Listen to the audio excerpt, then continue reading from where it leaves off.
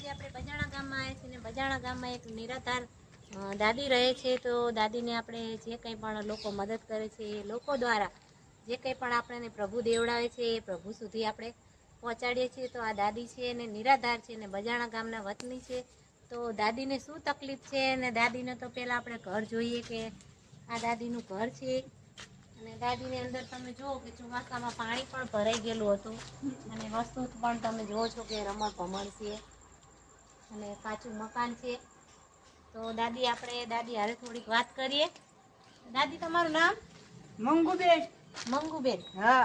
કોઈનું પણ કહે છે પણ દાદીને હાલ ખાવાનું નથી ને અમદાવાદથી આવવા નથી દેતા. એમના બાળકો ગમે ત્યાં રહેતા હોય સલામત રહે પણ દાદીને હાલ તકલીફ છે એટલે આપણે માણસના રોએ આપણે મદદ કરવી જોઈએ કે જે એમને 2 ટકનું ભોજન છે તે મળી રહે. એવું નથી કે કોઈને ના હોય નિરાધાર હોય તો જ આપણે આવી પણ કોઈ પણ મુસીબતમાં હોય તેની મદદ કરવી આપણો ધર્મ છે અને માનવ ધર્મ એ જ સાચો ધર્મ છે. અને જે ગામના જે દાદી છે અને બેન છે. તો તમારું નામ શું?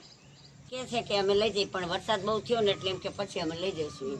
એટલે વિધવા પેન્શનના પૈસા આવતા હા, એમને વૃદ્ધા પેન્શન ના આવે, વિધવા